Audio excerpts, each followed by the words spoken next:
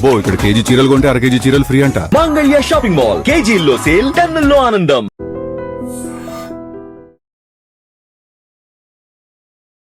Sir, mutual ఫండ్స్లోకి invest చేయడం అనేది అందరికీ తెలుసు. ఎక్కడ ఇన్వెస్ట్ చేయాలి, అడ్వైజర్తో తీసుకుంటారు, అంతా ఓకే. కానీ ఎప్పుడు ఎగ్జిట్ అవ్వాలనేది చాలామందికి తెలియదు. ఎప్పుడు ఎగ్జిట్ అవ్వాలంటారు? Very good question. అందరూ కూడా బై బై బై బై అని చెప్తూ ఉంటారు, కొనండి, ఇన్వెస్ట్ చేయండి అంటూ ఉంటారు. బట్ వెన్ టు ఎగ్జిట్, ఎప్పుడు ఎగ్జిట్ అనేది చాలా తక్కువ డిస్కషన్ అవుతుంది. సో ఎప్పుడు ఎగ్జిట్ అవ్వాలి అనే దానికి మల్టిపుల్ వేస్ ఉన్నాయి, మల్టిపుల్ రీజన్స్ ఉన్నాయి ఎప్పుడు మనం మ్యూచువల్ ఫండ్లో ఇన్వెస్ట్మెంట్ నుంచి ఎగ్జిట్ అవ్వడానికి. ఫస్ట్ థింగ్ ఆబ్వియస్లీ ఏంటంటే నీకు అవసరం వచ్చినప్పుడు. There is no brainer. ఇప్పుడు మనం ఎవరైనా సరే కామన్ సెన్స్ ఏంటి, నీకు డబ్బు మనం ఇన్వెస్ట్ చేసేది ఎప్పుడు, ఎందుకు, అవసరం కోసం. సో అవసరానికి వచ్చినప్పుడు 3 సంవత్సరాలు, 4 సంవత్సరాలు, 2 సంవత్సరాలు ఎప్పుడైనా అవసరం వచ్చినప్పుడు నువ్వు ఎప్పుడు ముడతావు మ్యూచువల్ ఫండ్ని?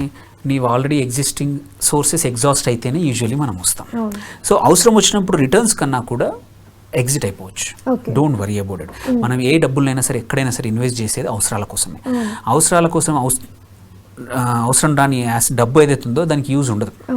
ఓకే, సో అందుకే ఎమోషనల్గా అటాచ్ అవ్వకుండా అవసరం వస్తే మాత్రం ఎగ్జిట్ అయిపోండి.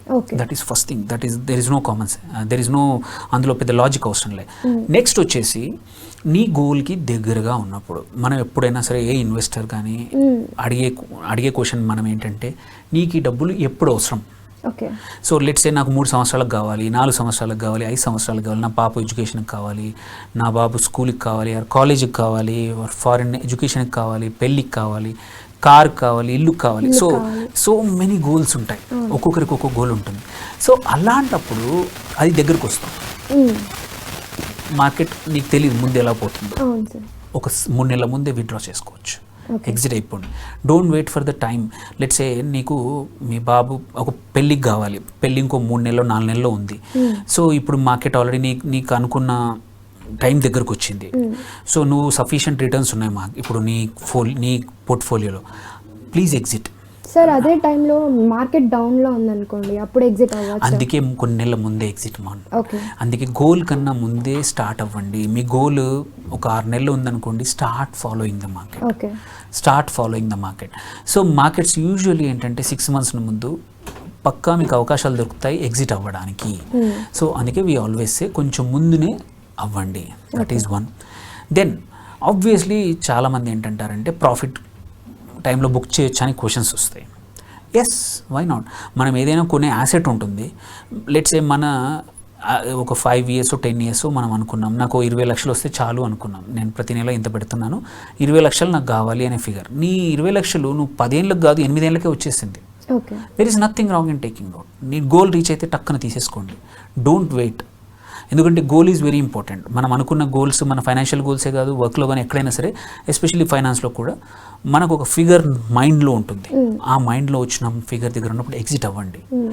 ఆర్ ఎక్సెప్షనల్ పర్ఫార్మెన్స్ ఇచ్చింది మార్కెట్, సమ్ రీజన్ నువ్వు ఒక ఎగ్జాంపుల్ ఒక సెక్టరల్ ఫండ్ ఉంది, ఆ ఫండ్కి ఎగ్జాంపుల్ డిఫెన్సే అనుకుందాం, నువ్వు డిఫెన్స్ ఫండ్లో పెట్టుంటావు. మొన్న ఆపరేషన్ సింధూర్ తర్వాత 15, 20, 30% కూడా గ్రో అయ్యాయి ఫండ్స్. మళ్ళీ నీకు తెలియదు ఫ్యూచర్లో ఎలా ఉంటుందో. బుక్ ద రిటర్న్స్, ప్రాఫిట్ తీసేసుకోండి, కావాలంటే ఇంకొక దగ్గర పెట్టుకోండి కావాలంటే. సో అనుకున్న రిటర్న్స్ వచ్చినా, ఎక్సెప్షనల్ రిటర్న్స్ వచ్చినా, అవసరం వచ్చినా, నీ గోల్కి దగ్గరలో ఉన్నా, ఇవన్నీ టైంలో కూడా మనం కంపల్సరీ ఎగ్జిట్ అవ్వచ్చు. Total exit, partial exit, or కావాలంటే నీ గోల్ దగ్గరకు వచ్చాక అమౌంట్ని తీసుకెళ్ళి నాకు ఇంకో 6 months వరకు అవసరం లేదు, బట్ నాకు అనుకున్న కార్పస్ వచ్చింది, రిటర్న్స్ వచ్చాయి, తీసుకొని ఒక లిక్విడ్ ఫండో, ఒక లో డ్యూరేషన్ ఫండో, ఒక తక్కువ రిస్క్ ఉన్న ఫండ్లో పెట్టేసేసి ఆ టైంలో ఎప్పుడు అవసరం ఉంటే ఆ రోజు ఒక 2 days నోటీస్తో మనం కావాలంటే విత్డ్రా చేసుకోవచ్చు అన్నమాట. సో ఇవన్నీ పాజిటివ్ కేసెస్.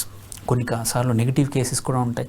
ఎగ్జాంపుల్, నువ్వు ఒక పర్పస్తో మంచి రిటర్న్స్ వస్తాయని ఒక ఫండ్లో పెట్టావు, but there is some reason that ఆ ఫండ్ అనుకున్నట్టు పర్ఫామ్ చేయట్లేదు, ఎగ్జిట్ అయిపోండి. There is no use.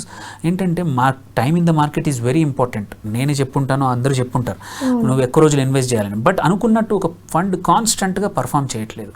ఆ కేటగిరీలో అన్ని ఫండ్స్ బాగా పర్ఫామ్ చేస్తున్నాయి, నీ fund below average, below average of that category average 14%, నీ fund 6%. There is no point in అలాంటి స్టకింగ్. సిచ్యువేషన్స్లో కూడా ఎగ్జిట్ అవ్వచ్చు. రూత్లెస్గా ఎగ్జిట్ అవ్వాల్సిందే. ఆర్ నీ ఫండ్ ఏదైతే ఉందో ఆ ఫండ్ మేనేజర్ ఒక రాంగ్ డిసిషన్ తీసుకున్నాడు, ఆర్ ఫండ్ మేనేజర్ మారిపోయాడు, ఆర్ ఫండ్ కంపెనీ ఇంకొకరు కొనేశారు. ఓకే. సో ఇలాంటి కేసులో కూడా నీకు నమ్మకం లేదు, కొత్త కంపెనీ, కొత్త ఫండ్ మేనేజరు, ఆర్ నీ ఫండ్ థీమ్ మారిపోవడము, ఇలాంటి టైంలో కూడా it's better to, if it doesn't fit your నీ టార్గెట్కి ఆర్ నీ రిస్క్ ప్రొఫైల్కి ఫిట్ అవ్వకపోతే please exit. Okay. Because opportunity cost అనేది ఒక వెరీ ఇంపార్టెంట్ ఇట్లాంటి టైంలో. ఆపర్చునిటీ కాస్ట్ ఏంటంటే ఇదే డబ్బులు ఇక్కడ పెడితే 5% వస్తుంది, ఎట్ ద సేమ్ టైం ఇంకొక చోట 10% వస్తున్నప్పుడు ఈ ఆపర్చునిటీ కాస్ట్ ఈజ్ 5% అడిషనల్. దాన్ని వదులుకోవద్దు. సో అందుకే నేను చెప్పిన ఒక 10-12 రీజన్స్ చెప్పాను. ఇందులో ఏది ఉన్నా సరే ఎమోషనల్గా ఇన్వెస్ట్మెంట్స్తో అటాచ్మెంట్ ఎప్పుడూ ఉండకూడదు.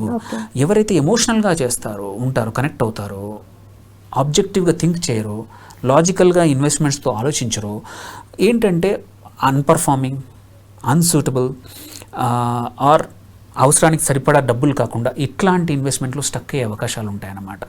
ఓన్లీ నువ్వు ఉండడానికి ఒక ఇల్లు ఎమోషనల్ అటాచ్మెంట్, నువ్వు వేసుకోవాల్సిన బట్టలు ఆర్ నువ్వు వేసుకోవాల్సిన gold is an emotional investment, అంతే తప్పించి మిగిలిన వాటికి ఎక్కువగా ఎమోషన్స్ అటాచ్ చేయకుండా రాదర్ లాజిక్ అప్లై చేసి నీడ్స్ పక్కన పెట్టుకొని నీడ్స్ కోసం మనం ఏదైతే సేవ్ చేస్తున్నామో అక్కడ ఎమోషనల్గా ఉండకూడదు. మరి ఈ డబ్బులు నేను సెంటిమెంట్గా అక్కడ పెట్టాను, పర్ఫామ్ చేయట్లేదు. వై? ఇప్పుడు మనము ఒక 10 ఏళ్ళ కోసము నాకు సంవత్సరానికి 15% వచ్చేట్టు మంచి ఫండ్లో రావాలని పెట్టాము, బట్ 3 సంవత్సరాల తర్వాత కూడా ఆ ఫండ్ 5% ఇస్తుంది. Why should we? అంటే అదే దాంతోపాటు మనం ఇంకొక చోట పెట్టాము, ఆర్ నా ఫ్రెండ్ పెట్టిన చోట కన్సిస్టెంట్గా మంచి పర్ఫార్మెన్స్ ఇస్తుంది. There is nothing wrong. Evaluate చేసుకోవాలి, కావాలంటే తీసేసేయండి, ఇంకో చోట పెట్టేయండి. సో ఎగ్జిట్ చేయడానికి 100 కారణాలు ఉన్నాయి. ఈ 10-15 కారణాలు ఏమున్నా సరే ఓన్లీ ఇన్వెస్ట్మెంటే కాదు, అప్పుడప్పుడు రివ్యూ చేసుకొని మన అవసరాలు చేరినా సరే కంపల్సరీ ఎగ్జిట్ అవ్వాలండి. Thank you so much sir. Thank you.